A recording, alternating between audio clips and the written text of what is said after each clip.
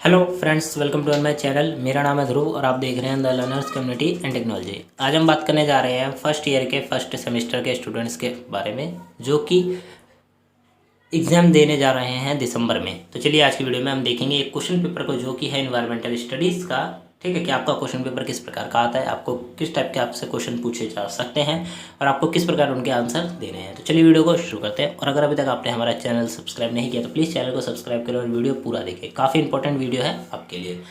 तो कुछ basic detail जो कि आपको देखने को मिल सकती है अपने क्वेश्चन पेपर वो है यूनिक पेपर कोड, आपका सब्जेक्ट का नाम क्या है, आपका कोर्स क्या है, आपका सेमेस्टर क्या है। ठीक है, टोटल आपका 75 नंबर का क्वेश्चन पेपर दिया गया है। आपको सभी क्वेश्चनों में से टोटल 4 क्वेश्चन करने हैं। ठीक है, सॉरी, किन्हीं चार प्रश्नों के आपको उत्तर देने हैं।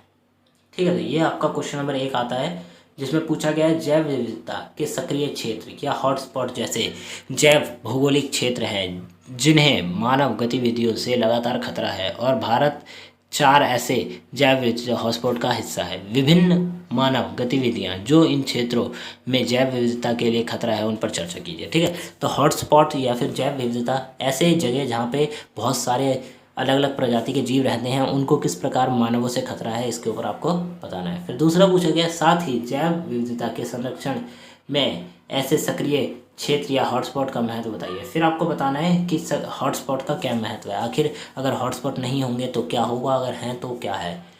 ठीक है, ये आपको यहाँ पे बताना है। फिर आता है एक श्रेणीबद्ध प्रारूप से विभिन्न प्रकार के परिस्थिति तंत्र की तुलना करें जो हिमालय सक्रिय क्षेत्र बनाम पश्चिमी घाट क्षेत्र में पाए जाते हैं। ठीक है, तो उसके बाद आपको बताना है, आपको एक प्रकार से लिस्ट बनानी है किन क्षेत्रों की, हॉटस्पॉट जैसे क्षेत्रों की आपको लिस्ट बनानी है और वो प्रस्तुत करके यहाँ पे दिखानी है और आपको एक्सप्लेन भी करना है। फिर आता है आपका क्वेश्चन नंबर 2।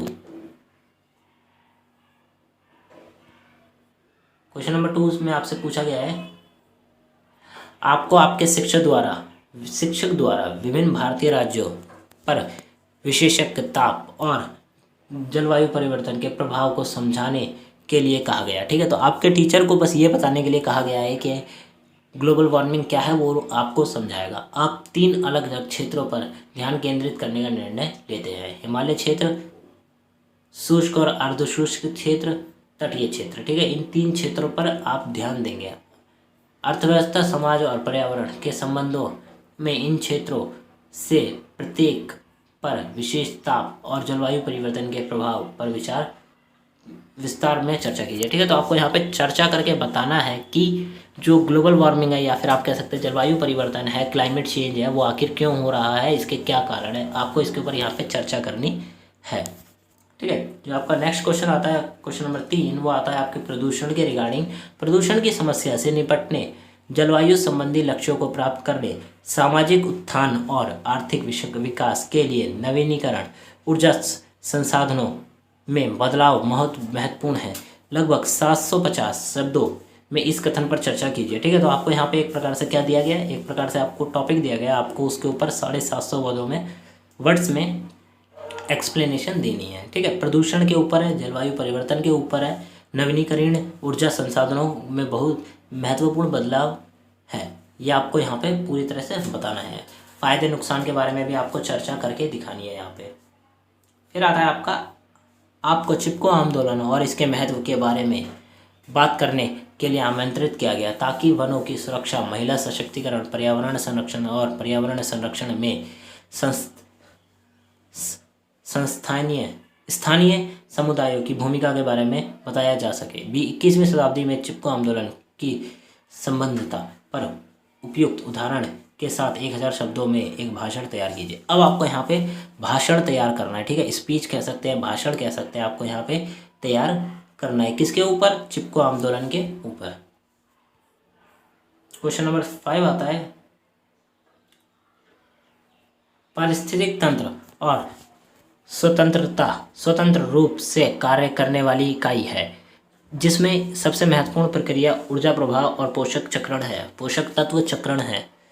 उदाहरण के लिए खाद्य श्रृंखला और जैव रासायनिक चक्र का उपयोग करते हुए पारिस्थितिकी तंत्र की कार्य पद्धति में प्रक्रिया और इसके महत्व दोनों को समझाइए। ठीक है, तो आपको यहाँ पे सिर्फ ये बताना है कि पारिस्थितिक तंत्र के जो कार्य पद्धति है, मतलब उनके जो स्टेप बाय स्टेप काम करने का तरीका है वो क्या है और इसके महत्व क्या है, इन दोनों चीज़ों पे आपको क्या करनी है, एक्सप्लेनेशन देनी है। यह आपका क्वेश्चन नंबर लास्ट क्वेश्चन है, क्वेश्चन नंबर 6। प्लास्टिक कचरा शहरी जीवन शैली का एक उप उत्पाद है और इसे एक आवश्यक बुराई माना जाता है। इस कथन पर अपने आलोचनात्मक विचार प्रदान करें। शहरी जीवन शैली की वृद्धि में प्लास्टिक की उपयोगिता पर ध्यान केंद्रित करें। 1000 शब्दों में पर्यावरण पर प्लास्टिक कचरे का प्रभाव बताइए। ठीक है, तो आपको यहाँ पे 1000 शब्द में एक प्रकार से आपको रिपोर्ट लिखनी है। किस लिए क्या बताना है आपको, रिपोर्ट में आपको बताना है कि प्लास्टिक का उपयोग किस प्रकार मानव की ज़िंदगी पर असर डाल रहा है।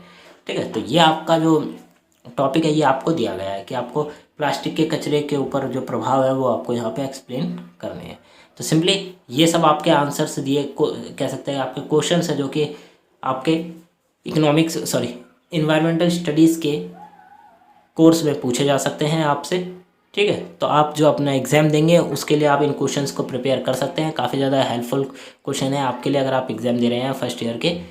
ठीक है, तो ये था आपका आज का क्वेश्चन पेपर। वीडियो कैसी लगी हमें ज़रूर बताएं। वीडियो अच्छी लगी तो लाइक करें, चैनल को सब्सक्राइब करें, कमेंट बॉक्स में जितने हो सके अच्छे से अच्छे कमेंट करें। वीडियो कैसी लगी, वीडियो का फीडबैक आप दे सकते हैं वहाँ पे। और अगर आपको इन क्वेश्चंस में हेल्प चाहिए तो कमेंट जरूर करें, मैं आपकी हेल्प जरूर करूँगा सभी क्वेश्चनों में। और आप हमारे टेलीग्राम के ग्रुप को ज्वाइन कर सकते हैं, वहाँ पे मैं वीडियोस के लिंक और बाकी पीडीएफ्स अपलोड करता रहता हूँ, तो आपको वहाँ से सब कुछ मिल जाएगा। तो मिलते हैं अगली वीडियो में। Thanks for visiting on my channel guys.